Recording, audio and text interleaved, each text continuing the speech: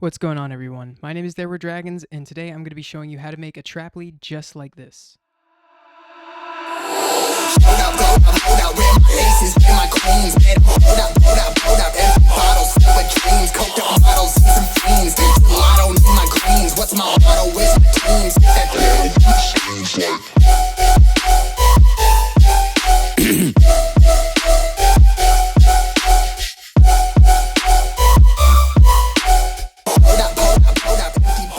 So today I'm going to be showing you guys how to make a trap lead from scratch. I was going to use the original project from the start of the video, but I figured you'd probably get more out of it if I made one just from scratch. So that's what we're going to be doing today. All right, well, getting started here. I have Vital pulled up. What I'm going to do is grab a glitch sample.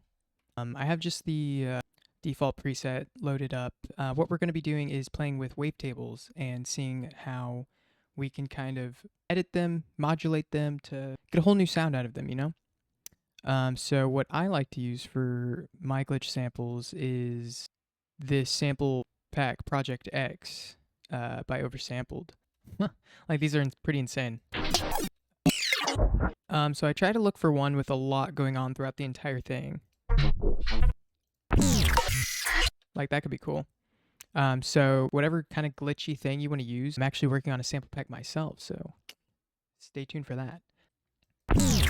Yeah, let's go ahead and use this one. So I've used vocode a lot. That's what I used on the last one, so we'll go ahead and use it on this one. And so if we take a look at it here, you know, you can see the entire thing stretched out on the wavetable.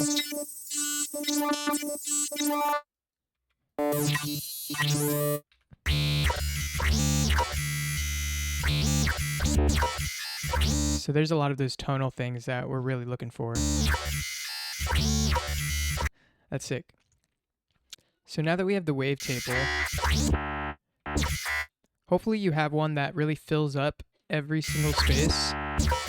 Like, as you can tell, I really don't have any empty space in this wavetable here. So the next thing I like to do is I like to kind of see where I want to be at in the wavetable. Like I'll put LFO on it, and I'll just make it a really small automation. Maybe a bit faster, like 1/4. Yeah, that's fine. And I'll just look for those little sections that might sound cool.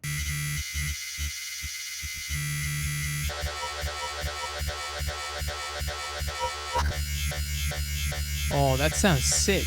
So you can also adjust the shape of the automation of the wavetable. So this is what it sounded like just default, which sounds pretty cool, but you can also kind of play around with it just so you can find anything else.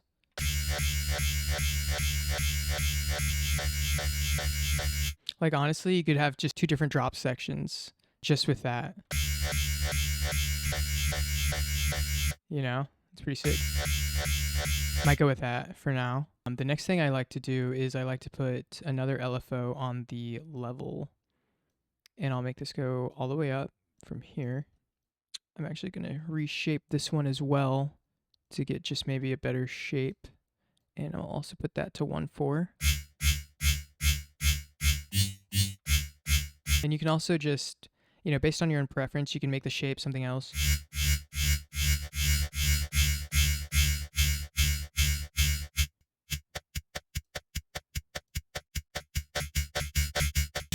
But for the purpose of this one, we're going to keep it at 1/4. I also like to up the attack just a little bit and curve it down just a little bit. That way it doesn't like hit as hard on whenever the MIDI hits. It's not like clicking or doing anything weird. As far as that goes, honestly, that's pretty much that. Like I said, it's a pretty simple thing. The next thing I like to do based on the track, which I think I'm going to do for this one, I'll turn on the next oscillator 2, and I will use basic shapes, just the very first sine shape that you get pulled up here. So as you can see, we're just trying to get a sub here. Not too much going on, but what I'm going to do so it's getting a little bit more mixed in with the other sound is I'll put that same LFO on it. So now if I turn oscillator 1 back on,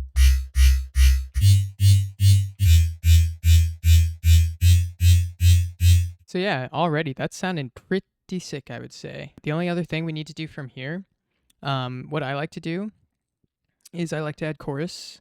I'll turn the mix all the way up. That way you can just kind of hear what's happening for sure. I'll leave the feedback slightly adjusted. Kind of like to, with the spread, I really like to get like a little bit of that low end, but not to the point where it's really touching that sub. So we'll leave that alone with chorus. We'll turn the delays up a bit, depth up. So something I was noticing was that there we go. The sub, whenever it was turned all the way up, was pretty overpowering compared. So I'm just going to turn the LFO down a bit to get the sub to kind of match a bit more with the sound. There you go. That's a good way to get things just a little bit better. They don't have to be all like matching with knobs and everything like that. So we'll just do a little bit of chorus here. Multi-band compressor. So that's pretty cool. It's pretty cool. So with the delay, I'm going to turn this down, kind of make a triangle. Leave it at 1/8. With the feedback, with the delay, you're trying to make kind of a tail at the end of it. So Vital makes it pretty easy to see. Like that. So you can kind of hear how it's like, hear how it's really short. If we turn it down a bit,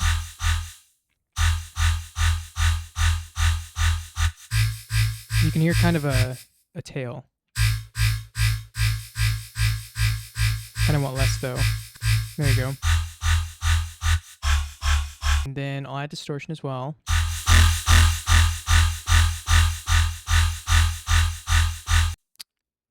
Equalizer.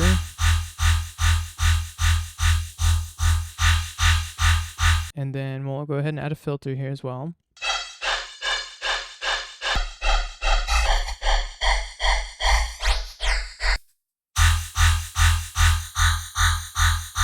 So what I kind of like doing here too with the mix is automating the mix on the comb filter.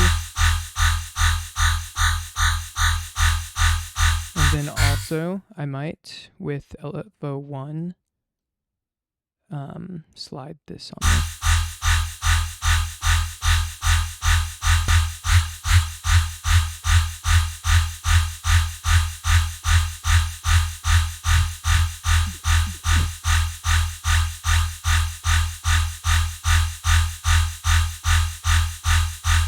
That sounds pretty cool.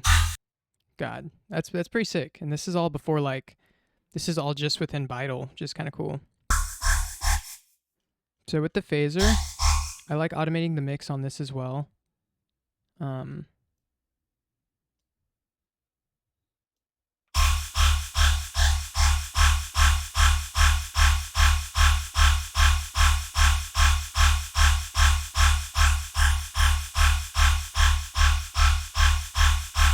That's pretty much everything I've done to really make that sound, so it's nothing crazy. Just let's do some processing. I'm just going to put down like,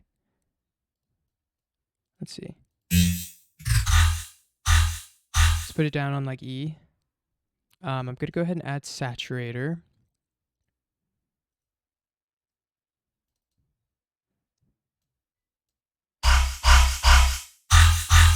Going to add another saturator on it.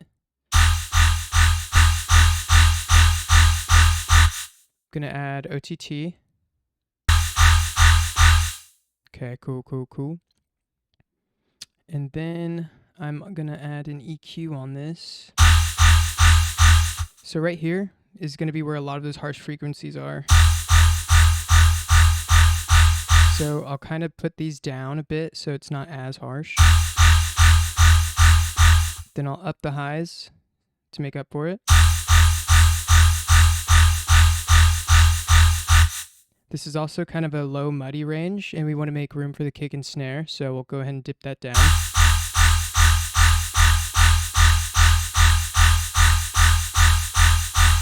And then I'll go ahead and boost the lows just a little bit to make up for that. And there you go. That's a pretty sick sound. So I just kind of put these drums down so we'd have something to mess around with, see if we can make the sound cool. You know what? Let me actually put something else down really quick because I kind of want that to be sidechained.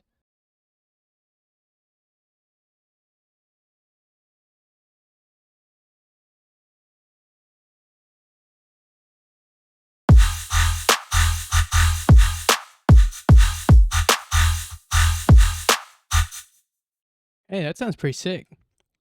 What I would do this now, probably, now that we have that, I'd probably put sausage fattener on it.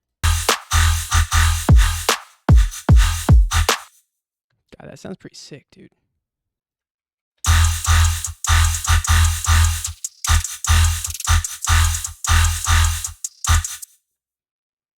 Hell yeah. I think that sounds super sick, but I hope you guys enjoyed. That was just a super quick, easy way how you can make just some really cool trap leads. It's also an awesome way that you can make like some sick dubstep growls. Maybe I'll go deeper into like more growly type things, but yeah, if this is something that you guys really enjoy, something that you'd want more of, be sure to subscribe. I try to post at least once a week. Yeah, subscribing is just a great way to make sure that you don't miss any of the videos.